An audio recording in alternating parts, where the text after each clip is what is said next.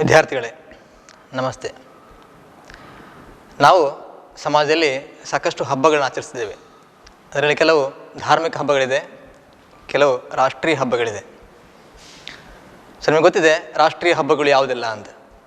ಯಾರು ಹೇಳ್ತೀರಾ?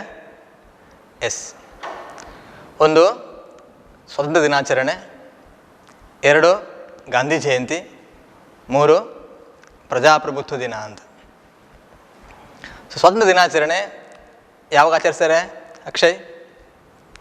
S, August 15. August 15ಕ್ಕೆ ನಾವು ಸ್ವಾತಂತ್ರ್ಯ ದಿನಾಚರಣೆ ಆಚರಿಸ್ತಿದ್ದೇವೆ. ಏನು ವಿಶೇಷತೆ? ಆಗಸ್ಟ್ 15ರ ಸ್ವಾತಂತ್ರ್ಯ ದಿನಾಚರಣೆ ವಿಶೇಷತೆ ಏನು ಅಂತ ಯಾರು ಹೇಳ್ತೀರಾ? ಜಲಜಾಕ್ಷಿ? ಎಸ್, ಹೌದು. ನಾವು ಭಾರತದಿಂದ ಬ್ರಿಟಿಷರನ್ನು ಓಡಿಸಿ ಸ್ವಾತಂತ್ರ್ಯವನ್ನು ಪಡ್ಕೊಂಡ ದಿವಸ ಅಂತ ನಾವು 7ನೇ ಕ್ಲಾಸಲ್ಲಿ ಓದಿದ್ದೇವೆ ಅದನ್ನೆಲ್ಲ. ಸೊ ಬ್ರಿಟಿಷರು ಯಾರು? ನಮ್ಮವರಲ್ಲೂ ಅವರು ಅಲ್ಲ. ಬ್ರಿಟಿಷರು ಬೇರೆ ರಾಷ್ಟ್ರದಿಂದ ಬಂದು ನಮ್ಮನ್ನು ಆಳಿದವರು. ಅದಾಗಿ ನಮ್ಮನ್ನು ಆಳ್ಲಿಕ್ಕಾಗಿ ಬಂದರು ಬ್ರಿಟಿಷರು? ಇಲ್ಲ. ಅವ್ರು ಯಾಕೆ ಬಂದರು? ಸರಿ, ವ್ಯಾಪಾರಕ್ಕಾಗಿ ಬಂದವರು. ಎಲ್ಲಿಯವರವರು? ಎಸ್, ಅವರು ನಮ್ಮ ರಾಷ್ಟ್ರದವರಲ್ಲ, ಬೇರೆ ರಾಷ್ಟ್ರದವರು, ಯುರೋಪ್ ಖಂಡದವರು. ಎಸ್, ಬ್ರಿಟಿಷರೊಬ್ಬರೇ ಬಂದರೆ ವ್ಯಾಪಾರಕ್ಕೆ ಬರುವಾಗ ಮತ್ತಾರು ಬಂದರು? ಹೌದು, ಫ್ರೆಂಚರು ಬಂದರು, ಪೋರ್ಚುಗೀಸರು ಬಂದರು, ಎಸ್, ಡಚ್ಚರು ಬಂದರು, ಇಂಗ್ಲೀಷರು ಬಂದರು. ಸೊ ಇವರೆಲ್ಲ ನಾವೇನು ಹೇಳ್ತೇವೆ? ಯುರೋಪ್ ಖಂಡದ ಬಂದವರಾದ್ದರಿಂದ ಅವರನ್ನು ಯುರೋಪಿಯನರು ಅಂತ ಕರೀತೇವೆ ಅಂತ. ಅವರು ಹೇಗೆ ನಮ್ಮ ಭಾರತದಲ್ಲಿ ವ್ಯಾಪಾರ ಮಾಡ್ತಿದ್ರು, ತದನಂತರ ಅವರು ರಾಜಕೀಯಕ್ಕೆ ಹೇಗೆ ಬಂದರು, ಇವೆಲ್ಲವನ್ನು ಕೂಡ ಇವತ್ತಿನ ನಮ್ಮ ಈ ಅಧ್ಯಾಯದಲ್ಲಿ ನೋಡುವ. ನಮ್ಮ ಪಾಠದ ಹೆಸರು ಇವತ್ತು ಭಾರತಕ್ಕೆ ಯುರೋಪಿಯನ್ನರ ಆಗಮನ ಅಂತ. ಭಾರತಕ್ಕೆ ಯುರೋಪಿಯನ್ನರ ಆಗಮನ. ಸೊ ಪ್ರಪಂಚದಲ್ಲಿ 7 ಖಂಡಗಳಿದೆ. ಏಷ್ಯಾ ಖಂಡ, ಎಸ್, ಯಾವುದೆಲ್ಲ? ಯುರೋಪ್ ಖಂಡ ಇದೆ, ಎಸ್, ಆಫ್ರಿಕಾ ಇದೆ, ಉತ್ತರ ಅಮೇರಿಕ ಇದೆ, ಸರಿ, ದಕ್ಷಿಣ ಅಮೇರಿಕ ಇದೆ, ಆಸ್ಟ್ರೇಲಿಯಾ ಇದೆ, ಅಂಟಾರ್ಟಿಕಾ ಇದೆ ಅಂತ. ಈಗ ಯುರೋಪ್ ಖಂಡದ ಅನೇಕ ರಾಷ್ಟ್ರಗಳಿದೆ. ಬ್ರಿಟನ್ ಇದೆ, ಪೋರ್ಚುಗಲ್ ಇದೆ, ನೆದರ್ಲ್ಯಾಂಡ್ ಇದೆ, ಫ್ರಾನ್ಸ್ ಇದೆ, ಜರ್ಮನಿ ಇದೆ, ಡೆನ್ಮಾರ್ಕ್ ಇದೆ. ಹೌದು, ಈ ಎಲ್ಲ ರಾಷ್ಟ್ರದವರನ್ನು ನಾವು ಯುರೋಪಿಯನ್ನರು ಅಂತ ಕರಿತೇವೆ. ಅವುಗಳಲ್ಲಿ ಕೆಲವರು ಭಾರತಕ್ಕೆ ಬರ್ತಾರೆ. ಅದರಲ್ಲಿ ಫ್ರೆಂಚರು, ಪೋರ್ಚುಗೀಸರು, ಡಚ್ಚರು, ಇಂಗ್ಲೀಷರು ಪ್ರಮುಖರಾದವರು. ಅವರು ಭಾರತಕ್ಕೆ ಯಾಕೆ ಬಂದರು, ಬಂದು ಇಲ್ಲಿ ಯಾವ ಥರದಲ್ಲಿ ಆಡಳಿತವನ್ನು ನಡೆಸಿದರು, ಇವೆಲ್ಲವೂ ಕೂಡ ಈ ಪಾಠದಲ್ಲಿ ನಾವಿದ್ದು ನೋಡ್ತಾ ಹೋಗುವ ಅಂತ. ಸೊ ಭಾರತಕ್ಕೆ ಯುರೋಪಿಯನ್ರು ಬರಲಿಕ್ಕೆ ಪ್ರಮುಖ ಕಾರಣ ನಮ್ಮ ಭಾರತದಲ್ಲಿ ಬೆಳೀತಂಥ ಸಂಬಾರ ವಸ್ತುಗಳು. ಯಾವುದೆಲ್ಲ ಸಂಬಾರ ವಸ್ತುಗಳು ಹೇಳಿ ನೋಡಿ ಮಕ್ಕಳೇ? ಸಂಬಾರ ವಸ್ತುಗಳು, ಎಸ್, ಗೊತ್ತು ನಿಮಗೆ. ಏಲಕ್ಕಿ, ಎಸ್, ದಾಲ್ಚಿನ್ನಿ, ಮೆಣಸು, ಜೀರಿಗೆ, ಶುಂಠಿ, ಇವೆಲ್ಲ ತುಂಬ ಪ್ರಸಿದ್ಧವಾದಂಥ ಸಂಬಾರ ವಸ್ತುಗಳು. ಭಾರತದಿಂದ ಸಂಬಾರ ವಸ್ತುಗಳು, ಭಾರತ ಮಾತ್ರ ಅಲ್ಲ, ಆಗ್ನೇಯ ಏಷ್ಯಾ ರಾಷ್ಟ್ರಗಳಿದ್ದಂತಹ ಜಾವಾ, ಸುಮಾತ್ರ, ಇಂಡೋನೇಷ್ಯಾ ಇವೆಲ್ಲ ರಾಷ್ಟ್ರಗಳು ಕೂಡ ಸಂಬಾರ ಬೆಳೆಗಳಿಗೆ ತುಂಬ ಪ್ರಸಿದ್ಧವಾದ ರಾಷ್ಟ್ರಗಳು. ಆ ರಾಷ್ಟ್ರಗಳಿಂದ ಆ ವಸ್ತುಗಳು ಯುರೋಪ್ ಮಾರುಕಟ್ಟೆಗೆ ಹೋಗ್ತಾ ಇತ್ತು. ಪ್ರಾಚೀನ ಕಾಲ ಹೋಗ್ತಿತ್ತು, ಮಧ್ಯಯುಗದಲ್ಲಿ ಹೋಗ್ತಾ ಇತ್ತು. ಸೊ ಯಾರು ಯುರೋಪ್ ಮತ್ತು ಭಾರತ ಮಧ್ಯೆ ವ್ಯಾಪಾರ ಮಾಡ್ತಿದ್ರು ಹೇಳಿದ್ರೆ, ಯುರೋಪಿಯನ್ ನೇರವಾಗಿ ಭಾರತಕ್ಕೆ ಬರಲಿಲ್ಲ, ಭಾರತೀಯರು ನೇರವಾಗಿ ಯುರೋಪಿಗೆ ಹೋಗಲಿಲ್ಲ. ಅವರ ಮಧ್ಯೆಯಲ್ಲಿ ಅರಬ್ಬರು ಮತ್ತು ಇಟಲಿಯ ವರ್ತಕರು ಈ ವ್ಯಾಪಾರ ನಡೆಸ್ತಾ ಇದ್ದರು. ಹೇಗೆ ಅಂತ ಹೇಳಿದರೆ, ಕಾನ್ಸ್ಟಾಂಟಿನೋಪಲ್ವರೆಗೆ ಭಾರತದಿಂದ ವಸ್ತುವನ್ನು ಖರೀದಿ ಮಾಡಿ ಅರಬ್ಬಿ ಸಮುದ್ರ ಮಾರ್ಗ ಮತ್ತು ಭೂಮಾರ್ಗದ ಮೂಲಕವಾಗಿ ಕಾನ್ಸ್ಟಾಂಟಿನೋಪಲ್ಗೆ ಅರಬ್ಬರು ಆ ಸಂಬಾರ ವಸ್ತುಗಳನ್ನು ಸಾಗಿಸ್ತಾ ಇದ್ದರು. ಕಾನ್ಸ್ಟಾಂಟಿನೋಪಲಲ್ಲಿ ಅದನ್ನು ಇಟಲಿಯ ವರ್ತಕರು ಖರೀದಿ ಮಾಡ್ತಾಯಿದ್ರು. ಇಟಲಿಯ ವರ್ತಕರು ಅದನ್ನು ಖರೀದಿ ಮಾಡಿ ಅದನ್ನು ಯುರೋಪಿನ ಮಾರುಕಟ್ಟೆಗೆ ಸಾಗಿಸ್ತಾ ಇದ್ರು. ನೋಡಿ, ಇದು ಪ್ರಪಂಚದ ಭೂಪಟ. ಈ ಕಡೆಗೆ ಏಷ್ಯಾ ಖಂಡ ಇದೆ, ಇಲ್ಲಿ ಯುರೋಪ್ ಖಂಡ ಇದೆ, ಇಲ್ಲಿ ಆಫ್ರಿಕಾ ಇದೆ, ಇಲ್ಲಿ ಆಸ್ಟ್ರೇಲಿಯಾ ಇದೆ, ಇಲ್ಲಿ ಉತ್ತರ ಅಮೇರಿಕ ಇದೆ, ದಕ್ಷಿಣ ಅಮೇರಿಕ ಇದೆ, ಅಂಟಾರ್ಟಿಕಾ ಇದೆ ಅಂತ. ಸೊ ಭಾರತ ಇರುವಂಥದ್ದು ಇಲ್ಲಿ. ಭಾರತದಿಂದ ಸಂಬಾರ ವಸ್ತುವನ್ನು ಅರಬ್ಬರು ಏನು ಮಾಡ್ತಿರೋ ಖರೀದಿ ಮಾಡಿ ಈ ಸಮುದ್ರ ಮಾರ್ಗ ಮೂಲಕವಾಗಿ ಹೋಗಿ ನೇರವಾಗಿ ಭೂಮಾರ್ಗದವಾಗಿ ಇಸ್ತಾಂಬುಲ್ ಈಗ ಹೇಳೋದು ಇಸ್ತಾಂಬುಲ್ ಅಂತೇಳಿ, ಹಳೆ ಹೆಸರು ಕಾನ್ಸ್ಟಾಂಟಿನೋಪಲ್ ಅಂತ. ಈ ಕಾನ್ಸ್ಟಾಂಟಿನೋಪಲ್ಗೆ ತಗೊಂಡು ಹೋಗ್ತಿದ್ರು ಅವರು. ಈ ಕಾನ್ಸ್ಟಾಂಟಿನೋಪಲ್ನಿಂದ ಇಟಲಿಯ ವರ್ತಕರು ತಗೊಂಡು ಅದನ್ನು ಯುರೋಪಿನ ಮಾರುಕಟ್ಟೆಗೆ ಸಾಗಿಸ್ತಾ ಇದ್ದರು. ಈ ಮೂಲಕ ಭಾರತದಲ್ಲಿ ವ್ಯಾಪಾರ ಮಾಡಿ ಅರಬರು ಅಧಿಕ ಲಾಭ ಗಳಿಸಿದರು. ಅಲ್ಲಿಂದ ವರ್ತಕರು, ಇಟಲಿಯ ವರ್ತಕರು ಅದನ್ನು ತಗೊಂಡು ಹೋಗಿ ಅವರು ಹೆಚ್ಚು ಲಾಭವನ್ನು ಗಳಿಸ್ತಾ ಇದ್ರು. ಹೀಗೆ ಇಟಲಿಯ ವರ್ತಕರು ಲಾಭವನ್ನು ಗಳಿಸ್ತಾ ಇದ್ದರು. ಆ ಸಮಯದಲ್ಲಿ 1453ರಲ್ಲಿ ಅಟೋಮಾನ್ ತುರ್ಕರು ಈ ಕಾನ್ಸ್ಟಾಂಟಿನೋಪಲ್ ನಗರವನ್ನು ವಶಪಡಿಸಿಕೊಳ್ತಾರೆ. ಯಾವಾಗ ಅಟೋಮಾನ್ ತುರ್ಕರು ಕಾನ್ಸ್ಟಾಂಟಿನೋಪಲ್ ನಗರವನ್ನು ವಶಪಡಿಸಿಕೊಂಡ್ರು, ಅವರು ಮುಕ್ತ ವ್ಯಾಪಾರಕ್ಕೆ ಅವಕಾಶವನ್ನು ಕೊಡಲಿಲ್ಲ. ಯಾಕಂದರೆ ಈ ಕಾನ್ಸ್ಟಾಂಟಿನೋಪಲ್ ಯುರೋಪಿನ ವ್ಯಾಪಾರದ ಹೆಬ್ಬಾಗಿಲಾಗಿತ್ತು, ಅಥವಾ ನಾವು ವಾಣಿಜ್ಯದ ಹೆಬ್ಬಾಗಿಲು ಅಂತ ಕರಿಬೋದು. ಆ ಥರ ಕಾನ್ಸ್ಟಾಂಟಿನೋಪಲ್ ವಾಣಿಜ್ಯದ ಹೆಬ್ಬಾಗಿಲಾಗಿತ್ತು. ಯಾವಾಗ ಈ ವಾಣಿಜ್ಯದ ಹೆಬ್ಬಾಗಿಲು ಕಾನ್ಸ್ಟಾಂಟಿನೋಪಲ್ ಅಟೋಮನ್ ಟರ್ಕರ ವಶವಾಯಿತು, ಅವರು ಆ ಮಾರ್ಗದ ಮೂಲಕವಾಗಿ ನಡೀತಿದ್ದ ಎಲ್ಲ ವ್ಯಾಪಾರದ ಮೇಲೆ ಹೆಚ್ಚು ತೆರಿಗೆಯನ್ನು ವಿಧಿಸ್ತಾ ಹೋಗ್ತಾರೆ. ಹೆಚ್ಚು ತೆರಿಗೆಯನ್ನು ವಿಧಿಸಿದ್ದರಿಂದಾಗಿ ಭಾರತದ ವಸ್ತುಗಳು ಯುರೋಪಿನಲ್ಲಿ ದುಬಾರಿ ಆಗ್ತಾ ಹೋಗ್ತದೆ ಅಂತ. ಯಾವಾಗ ಭಾರತದ ವಸ್ತುಗಳು ಯುರೋಪಿನಲ್ಲಿ ದುಬಾರಿ ಆಗ್ತಾ ಹೋಯಿತು, ಅದಲ್ಲದೆ ಕಾನ್ಸ್ಟಾಂಟಿನೋಪಲ್ನಿಂದ ಇಟಲಿಯ ವರ್ತಕರು ವ್ಯಾಪಾರ ಮಾಡ್ತಾ ತಮ್ಮ ಏಕಸ್ವಾಮ್ಯವನ್ನು ಸಾಧಿಸಿಕೊಂಡಿದ್ದರು. ಆಗ ಸ್ಪೇನ್ ಮತ್ತು ಪೋರ್ಚುಗಲ್ನ ವ್ಯಾಪಾರಿಗಳಿಗೆ ಒಂದು ಯೋಚನೆ ಬಂತು, ನಾವೇ ಯಾಕೆ ನೇರವಾಗಿ ಭಾರತದೊಂದಿಗೆ ವ್ಯಾಪಾರ ಮಾಡಬಾರ್ದು ಅಂತ. ಭಾರತದೊಂದಿಗೆ ನೇರವಾಗಿ ವ್ಯಾಪಾರ ಮಾಡ್ಬೋದಲ್ಲ, ಮಾಡ್ಬೋದು. ಆದರೆ ಭೂಮಾರ್ಗವಾಗಿ ವ್ಯಾಪಾರ ಮಾಡಲಿಕ್ಕೆ ಹೋದರೆ ಅನೇಕ ರಾಷ್ಟ್ರಗಳು ಅಡ್ಡ ಬರ್ತವೆ, ಅಲ್ಲಿ ಅದಕ್ಕೆ ಸಮಸ್ಯೆಗಳು ಸೃಷ್ಟಿಯಾಗುತ್ತದೆ.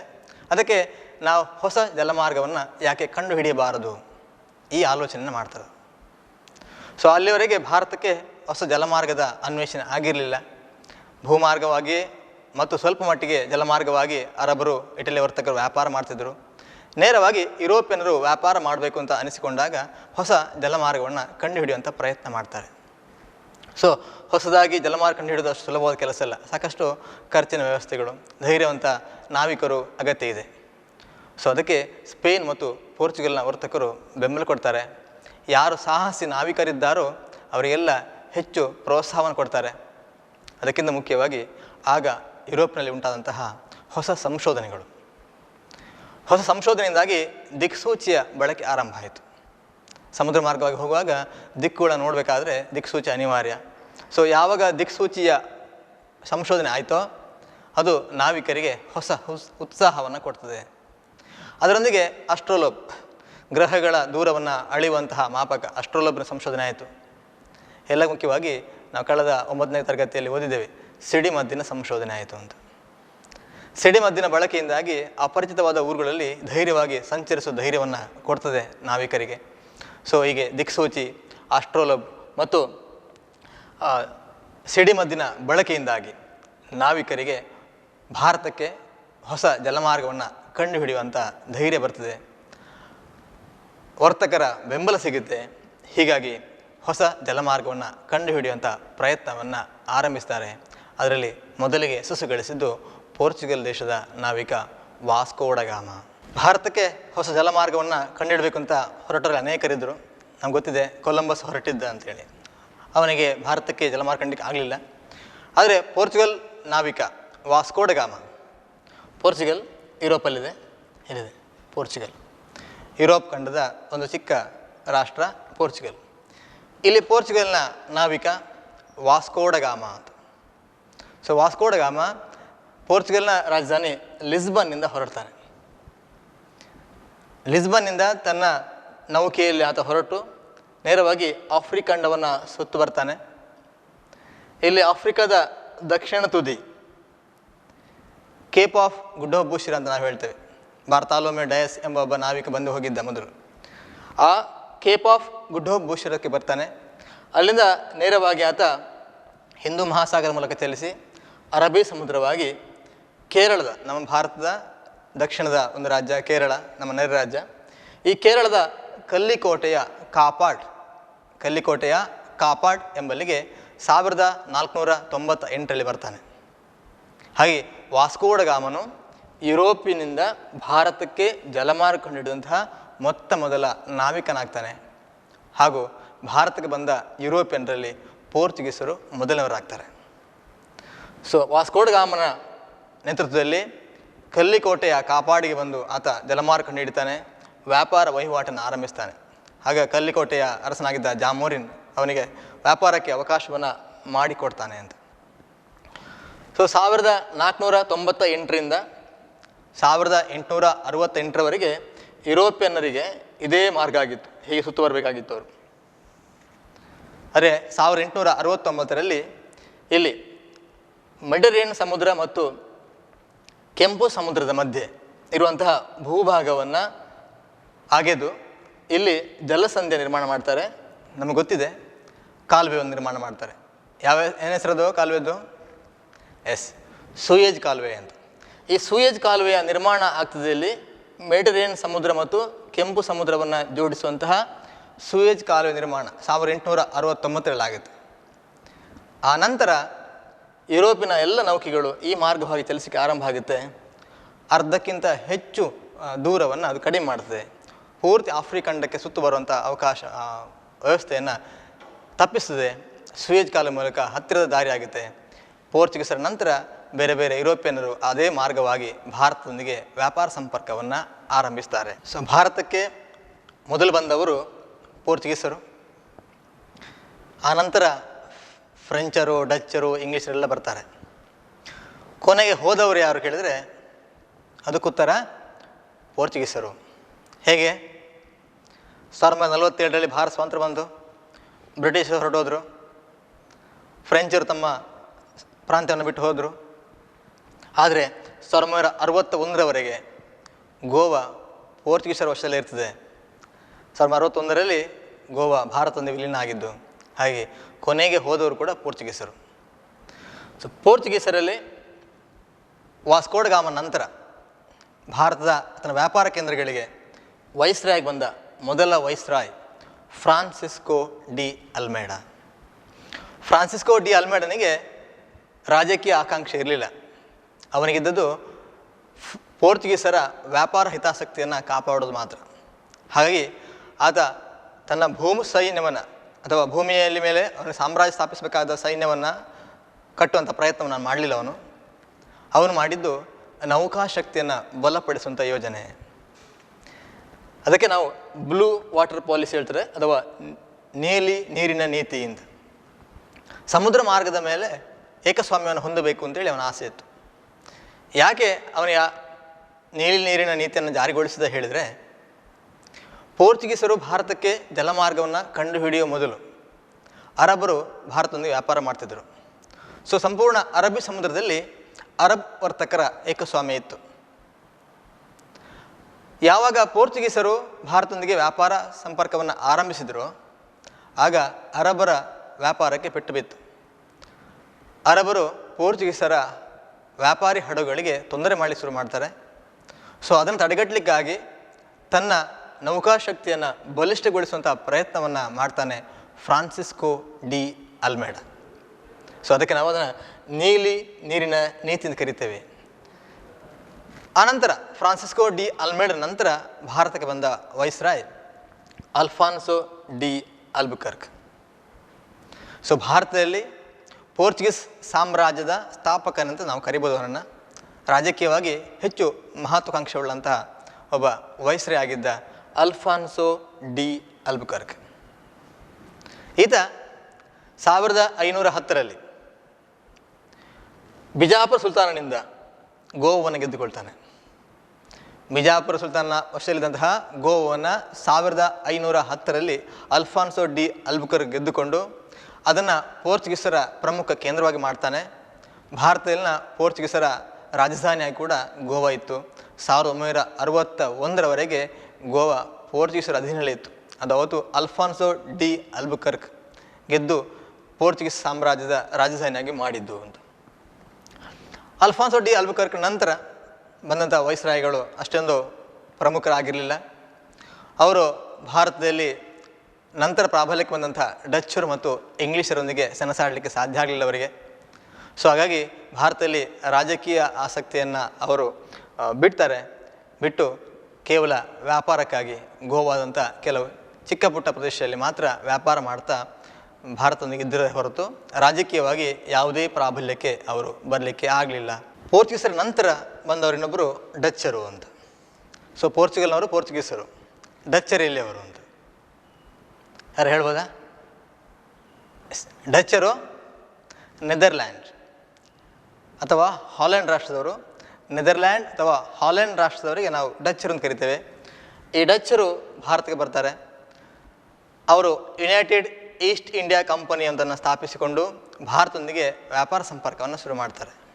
ಕೇವಲ ಭಾರತ ಮಾತ್ರ ಅಲ್ಲ, ಆಗ್ನೇಯ ರಾಷ್ಟ್ರಗಳಾದಂತಹ ಜಾವಾ, ಮಲಯ, ಸುಮಾತ್ರ, ಇಂಡೋನೇಷ್ಯಾ ಹೀಗೆ ಅನೇಕ ಸಂಬಾರ ವಸ್ತುಗಳನ್ನ ಬೆಳೆಯುವಂತಹ ರಾಷ್ಟ್ರಗಳೊಂದಿಗೆ ಅವರು ವ್ಯಾಪಾರ ಸಂಪರ್ಕವನ್ನು ನಡೆಸ್ತಾ ಹೋಗ್ತಾರೆ ಅಂತ.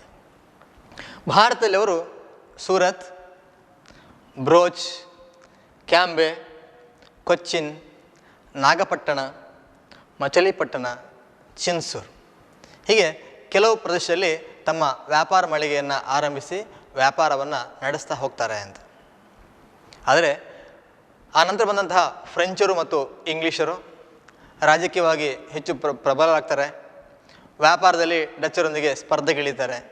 ಸೊ ಡಚ್ಚರಿಗೆ ಭಾರತದಲ್ಲಿ ಫ್ರೆಂಚರು ಮತ್ತು ಇಂಗ್ಲೀಷರೊಂದಿಗೆ ಸ್ಪರ್ಧಿಸಲಾರದೆ ಅವರು ಭಾರತವನ್ನು ಬಿಡ್ತಾರೆ. ತಮ್ಮ ವ್ಯಾಪಾರ ವಹಿವಾಟನ್ನು ಆಗ್ನೇಯ ಏಷ್ಯಾ ರಾಷ್ಟ್ರಗಳಾದ ಇಂಡೋನೇಷ್ಯಾ, ಮಲೇಷ್ಯಾದಂಥ ರಾಷ್ಟ್ರಗಳಿಗೆ ಮಾತ್ರ ಸೀಮಿತಗೊಳಿಸಿ ಭಾರತದಿಂದ ನಿರ್ಗಮಿಸ್ತಾರೆ ಡಚ್ಚರು. ಹಾಗೆ ಡಚ್ಚರು ಭಾರತದಲ್ಲಿ ಹೆಚ್ಚು ಕಾಲ ನೆಲೆಯೂರಲಿಕ್ಕೆ ಅವಕಾಶ ಆಗಲಿಲ್ಲ ಅಂತ. ಪೋರ್ಚುಗೀಸರು, ಡಚ್ಚರ ನಂತರ ಬಂದವರು ಇಂಗ್ಲೀಷರು. ಸೊ ಇಂಗ್ಲೀಷರು 1600ರಲ್ಲಿ ಇಂಗ್ಲೆಂಡ್ ರಾಣಿ ಎಲಿಜಬೆತ್ನಿಂದ ವ್ಯಾಪಾರದ ಪರವಾನಗಿಯನ್ನು ಪಡ್ಕೊಳ್ತಾರೆ. 1613ರಲ್ಲಿ ಅವರು ವ್ಯಾಪಾರವನ್ನು ಆರಂಭಿಸ್ತಾರೆ. ಭಾರತದಲ್ಲಿ ಆಗ ಮೊಘಲ್ ಅರಸನಾಗಿದ್ದಂತಹ ಜಹಾಂಗೀರನಿಂದ ಅನುಮತಿನ ಪಡೆದು ಸೂರತ್ನಲ್ಲಿ ತಮ್ಮ ಮೊದಲ ವ್ಯಾಪಾರ ಮಳಿಗೆಯನ್ನು ಆರಂಭಿಸ್ತಾರೆ. ಸೂರತ್ನಲ್ಲಿ ಅವರ ವ್ಯಾಪಾರ ವಹಿವಾಟುಗಳು ಆರಂಭ ಆಗುತ್ತೆ. ತದನಂತರ ತಮ್ಮ ವ್ಯಾಪಾರ ವಹಿವಾಟನ್ನು ವಿಸ್ತರಿಸಲಿಕ್ಕಾಗಿ ಒಬ್ಬ ರಾಯಭಾರಿಯನ್ನು ಕಳಿಸ್ಕೊಡ್ತಾರೆ ಇಂಗ್ಲೆಂಡ್ ರಾಜಕುಮಾರ ಜೇಮ್ಸ್ ಫಸ್ಟ್. ಜೇಮ್ಸ್ ಫಸ್ಟ್ನ ರಾಯಭಾರಿಯಾಗಿ ಜಹಾಂಗೀರನ ಆಸ್ಥಾನಕ್ಕೆ ಸರ್ ಥಾಮಸ್ ರೋ ಬರ್ತಾರೆ. ಸರ್ ಥಾಮಸ್ ರೋ ಬಂದು ಜಹಾಂಗೀರನಿಂದ ವ್ಯಾಪಾರಕ್ಕಾಗಿ ಅನುಮತಿ ಪಡಿತಾರೆ. ಆನಂತರ ಆಗ್ರಾ, ಅಹಮದಾಬಾದ್, ಬ್ರೋಚ್ಗಳಲ್ಲಿ ತಮ್ಮ ವ್ಯಾಪಾರ ಮಳಿಗೆಯನ್ನು ಆರಂಭಿಸ್ತಾರೆ, ವ್ಯಾಪಾರ ವಹಿವಾಟನ್ನು ನಡೆಸ್ತಾ ಹೋಗ್ತಾರೆ ಅಂತ. ಹಾಗೆ ಚಂದ್ರಗಿರಿ ರಾಜ, ದಕ್ಷಿಣದಲ್ಲಿ ಚಂದ್ರಗಿರಿಯ ರಾಜನಿಂದ ಮದ್ರಾಸನ್ನು ಪಡ್ಕೊಳ್ತಾರೆ. ಮದ್ರಾಸನ್ನು ಪಡ್ಕೊಂಡು ಸೇಂಟ್ ಜಾರ್ಜ್ ಫೋರ್ಟ್ ಎಂಬ ಕೋಟೆಯನ್ನು ಕಟ್ಟಿ ವ್ಯಾಪಾರ ವಹಿವಾಟು ಆರಂಭಿಸ್ತಾರೆ. ಅದೇ ಸಮಯದಲ್ಲಿ ಚಾರ್ಲ್ಸ್ ಸೆಕೆಂಡ್, ಇಂಗ್ಲೆಂಡ್ ರಾಜಕುಮಾರ ಚಾರ್ಲ್ಸ್ ಸೆಕೆಂಡ್, ಅವನ ವಿವಾಹವು ಪೋರ್ಚುಗೀಸ್ ರಾಜಕುಮಾರನ ಸಹೋದರನಿಗೆ ಆಗಿರ್ತದೆ. ಆಗ ಪೋರ್ಚುಗೀಸರು ಬಾಂಬೆ ಎಂಬ ಹಳ್ಳಿಯನ್ನು, ನಮ್ಮ ಬಾಂಬೆ ಎಂಬ ಹಳ್ಳಿಯನ್ನು ಚಾರ್ಲ್ಸ್ ಸೆಕೆಂಡಿಗೆ ಉಡುಗೊರೆಯಾಗಿ ಕೊಟ್ಟಿರ್ತಾರೆ.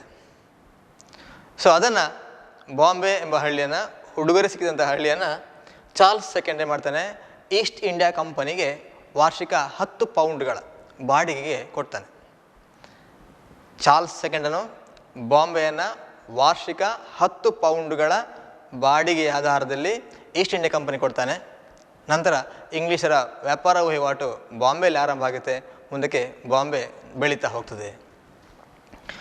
ಅದೇ ಸಮಯದಲ್ಲಿ ಬಂಗಾಳದ ರಾಜ್ಯಪಾಲನಿಂದ ಹೂಗ್ಲಿ ನದಿ ದಂಡೆ ಮೇಲಿದ್ದಂತಹ ಸುತನುತಿ, ಕಲ್ಕತ್ತಾ ಮತ್ತು ಗೋವಿಂದಪುರ ಎಂಬ ಹಳ್ಳಿಯನ್ನು ಖರೀದಿ ಮಾಡಿ ಅಲ್ಲಿ ಪೋರ್ಟ್ ವಿಲಿಯಂ ಎಂಬ ಕೋಟೆಯನ್ನು ಕಟ್ತಾರೆ. ಇಂಗ್ಲೀಷರು ಈ ಸುತನುತಿ, ಕಲ್ಕತ್ತಾ, ಗೋವಿಂದಪುರ ಎಂಬ ಹಳ್ಳಿಯನ್ನು ಖರೀದಿ ಮಾಡಿ ಅಲ್ಲಿ ಪೋರ್ಟ್ ವಿಲಿಯಂ ಕೋಟೆಯನ್ನು ಕಟ್ಟಿದ ನಂತರ ಅದರ ಸುತ್ತಮುತ್ತಲಿನ ಹಳ್ಳಿಗಳು ಬೆಳೀತಾ ಹೋಗ್ತದೆ. ಅದು ಮುಂದಕ್ಕೆ ಕಲ್ಕತ್ತಾ ನಗರವಾಗಿ ಬೆಳೀತದೆ. ಸೊ ಇವತ್ತಿನ ಕೋಲ್ಕತ್ತಾ, ಅಂದಿನ ಕಲ್ಕತ್ತಾ, ಹಾಗೆ ಅಂದಿನ ಮದ್ರಾಸ್, ಈಗಿನ ಚೆನ್ನೈ, ತಮಿಳುನಾಡಿನ ರಾಜಧಾನಿ ಚೆನ್ನೈ ಆಗಿರ್ತದೆ. ಆಗಿನ ಬಾಂಬೆ, ಈಗಿನ ಮುಂಬೈ, ಮಹಾರಾಷ್ಟ್ರದ ರಾಜಧಾನಿ. ಸೊ ಕಲ್ಕತ್ತಾದಲ್ಲಿ ಪೋರ್ಟ್ ವಿಲಿಯಂ ಕೋಟೆ ಮೂಲಕ ಕಲ್ಕತ್ತಾ ಬೆಳೀತಾ ಹೋಗ್ತದೆ ಅಂತ. ಒಟ್ಟು 17ನೇ ಶತಮಾನದ ಅಂತ್ಯದ ವೇಳೆಗೆ ಈ ಕಲ್ಕತ್ತಾ, ಮದ್ರಾಸ್, ಬಾಂಬೆ ಅಥವಾ ಈಗಿನ ಕೋಲ್ಕತ್ತಾ, ಚೆನ್ನೈ, ಮುಂಬೈಗಳು ಪ್ರವರ್ಧಮಾನಕ್ಕೆ ಬರ್ತದೆ. ದೊಡ್ಡ ವ್ಯಾಪಾರಿ ನಗರವಾಗಿ ಬೆಳೀತಾ ಹೋಗ್ತದೆ. ಎಲ್ಲೆಲ್ಲಿ ಬ್ರಿಟಿಷರು ತಮ್ಮ ಆಳ್ವಿಕೆ ಮಾಡ್ತಿದ್ರು, ಈ ಕಲ್ಕತ್ತಾ, ಬಾಂಬೆ, ಮದ್ರಾಸ್ ಮುಂತಾದ ಪ್ರಾಂತ್ಯಗಳಲ್ಲಿ, ಅಲ್ಲಿ ತಮ್ಮದೇ ಆದಂತಹ ಕಾನೂನನ್ನು ಜಾರಿಗೊಳಿಸ್ತಾರೆ. ಅವರು ತಮ್ಮದೇ ಕಾನೂನು ಮೂಲಕ ಆಳ್ವಿಕೆಯನ್ನು ನಡೆಸ್ತಾ ಹೋಗ್ತಾರೆ. ಆ ಮೂಲಕ ತಮ್ಮ ಸಾಮ್ರಾಜ್ಯವನ್ನು ನಡೆಸುವಂಥ ಪ್ರಯತ್ನವನ್ನು ನಡೆಸ್ತಾ ಹೋಗ್ತಾರೆ ಅವರು. ಆ ಸಮಯದಲ್ಲಿ ಭಾರತದಲ್ಲಿ ಅಷ್ಟೊಂದು ಬಲಿಷ್ಠವಾದಂತಹ ರಾಜಕೀಯ ವ್ಯವಸ್ಥೆಗಳು ಇಲ್ಲದಿದ್ದರಿಂದಾಗಿ ಬ್ರಿಟಿಷರು ವ್ಯಾಪಾರ ವಹಿವಾಟಲ್ಲಿ ಪ್ರವರ್ಧಮಾನಕ್ಕೆ ಬರ್ತಾ ಹೋಗ್ತಾರೆ. ಸೊ ಫ್ರೆಂಚರು ಭಾರತಕ್ಕೆ ಬಂದದ್ದು 1664ರಲ್ಲಿ. ಫ್ರೆಂಚರು ಯಾವ ರಾಷ್ಟ್ರದವರು ಹೇಳ್ಬೋದಾ?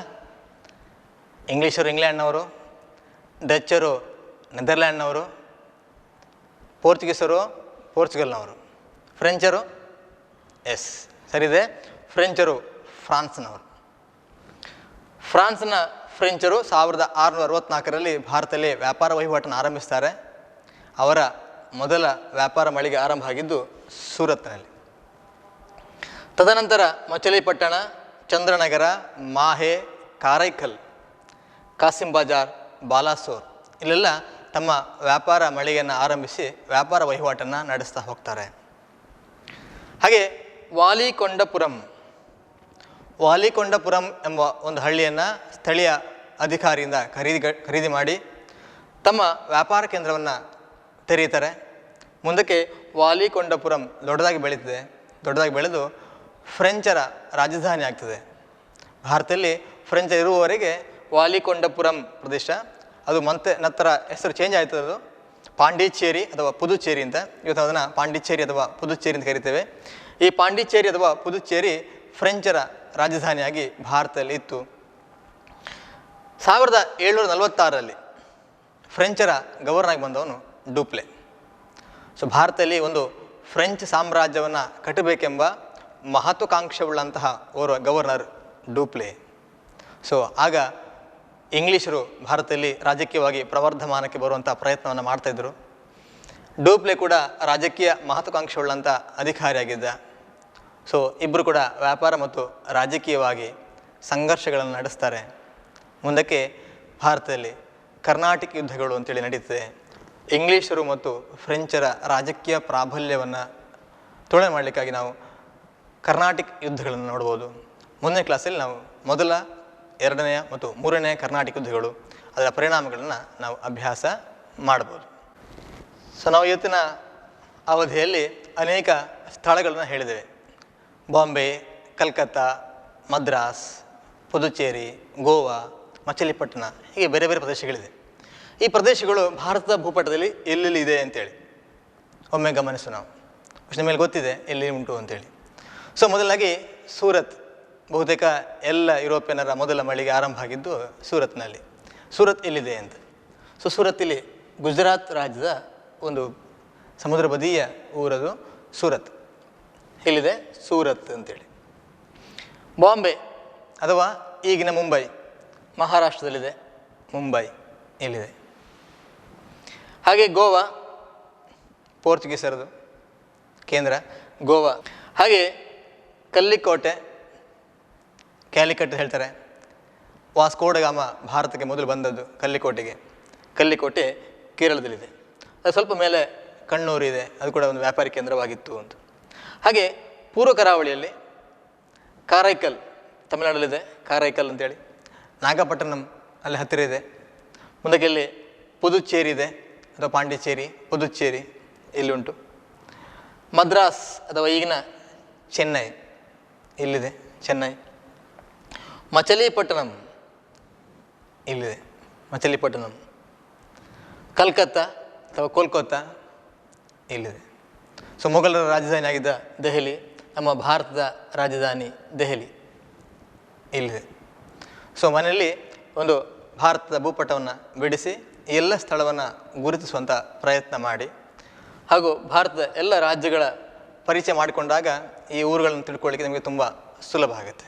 ವಿದ್ಯಾರ್ಥಿಗಳೇ, ಇವತ್ತಿನ ಪಾಠದಲ್ಲಿ ನಾವು ಭಾರತಕ್ಕೆ ಯುರೋಪಿಯನ್ನರು ಜಲಮಾರ್ಗ ಕಂಡಿಲಿಕ್ಕೆ ಕಾರಣವಾದ ಅಂಶಗಳು, ವ್ಯಾಪಾರ ವಹಿವಾಟುಗಳು, ಆನಂತರ ಭಾರತಕ್ಕೆ ಬಂದ ಯುರೋಪಿಯನ್ನರು, ಪೋರ್ಚುಗೀಸರು ಬಂದವರು, ಅವರು ಎಲ್ಲೆಲ್ಲಿ ವ್ಯಾಪಾರ ಮಳಿಗೆಯನ್ನು ತೆರೆದರು. ಆನಂತರ ಡಚ್ಚರು ಬಂದರು, ಡಚ್ಚರು ಯಾಕೆ ಭಾರತದೊಂದಿಗೆ ವ್ಯಾಪಾರ ಸಂಪರ್ಕವನ್ನು ಕೊನೆಗೊಳಿಸಿದರು. ನಂತರ ಫ್ರೆಂಚರು, ಇಂಗ್ಲೀಷರು ಇವರೆಲ್ಲ ಭಾರತದಲ್ಲಿ ಎಲ್ಲೆಲ್ಲಿ ವ್ಯಾಪಾರ ಮಳಿಗೆಯನ್ನು ಆರಂಭಿಸಿದರು, ಮುಂದಕ್ಕೆ ತಮ್ಮ ವ್ಯಾಪಾರ ವಹಿವಾಟನ್ನು ಹೇಗೆ ವಿಸ್ತರಿಸಿದರು, ಈ ಎಲ್ಲ ಅಂಶಗಳ ಬಗ್ಗೆ ನಾವು ತಿಳ್ಕೊಂಡಿದ್ದೇವೆ. ಮುಂದಿನ ತರಗತಿಯಲ್ಲಿ ಫ್ರೆಂಚರು ಮತ್ತು ಇಂಗ್ಲೀಷರ ಮಧ್ಯೆ ಭಾರತದಲ್ಲಿ ರಾಜಕೀಯ ಅಸ್ತಿತ್ವವಾಗಿ ನಡೆದಂಥ ಯುದ್ಧಗಳನ್ನು ನಾವು ಕಲಿಯಲಿಕ್ಕಿದ್ದೇವೆ. ಸೊ ಇವತ್ತು ನಾಳೆ ಕ್ಲಾಸಿಗೆ ಬರುವಾಗ ನೀವು ಈ ಕೆಳಗಿನ ಪ್ರಶ್ನೆಗಳಿಗೆ ಉತ್ತರವನ್ನು ಬರ್ಕೊಂಬರಬೇಕು. ಇದು ನಿಮಗೆ ಹೋಮ್ವರ್ಕ್, ಇದು ಬರ್ಕೊಳ್ಳಿ ಮಕ್ಕಳೇ. ಮೊದಲ ಪ್ರಶ್ನೆ, ನೀಲಿ ನೀರಿನ ನೀತಿ ಎಂದರೇನು ಅಂತ. ಫ್ರಾನ್ಸಿಸ್ಕೋ ಡಿ ಅಲ್ಮೇಡಾ ಜಾರಿಗೊಳಿಸಿದ ನೀತಿ ಅದು. ನೀಲಿ ನೀರಿನ ನೀತಿ ಎಂದರೇನು? ಎರಡನೇ ಪ್ರಶ್ನೆ, ಸರ್ ಥಾಮಸ್ ರೋ, ಇಂಗ್ಲೆಂಡ್ ರಾಜಕುಮಾರನ ರಾಯಭಾರಿಯಾಗಿ ಬಂದವನು. ಸರ್ ಥಾಮಸ್ ರೋನಿಂದ ಈಸ್ಟ್ ಇಂಡಿಯಾ ಕಂಪನಿಗೆ ಆದ ಪ್ರಯೋಜನವೇನು? ಮೂರನೇ ಪ್ರಶ್ನೆ, ಭಾರತಕ್ಕೆ ಹೊಸ ಜಲಮಾರ್ಗ ಕಂಡುಹಿಡಿಯಲು ಕಾರಣವಾದ ಅಂಶಗಳನ್ನು ಚರ್ಚಿಸಿರಿ. ಈ ಪ್ರಶ್ನೆಗಳಿಗೆ ಉತ್ತರವನ್ನು ನಾಳೆ ಬರ್ಕೊಂಬರ್ತೀರಿ ಮಕ್ಕಳೇ. ಎಲ್ಲ ಓದಿಕೊಂಡು ಬನ್ನಿ. ನಮಸ್ತೆ.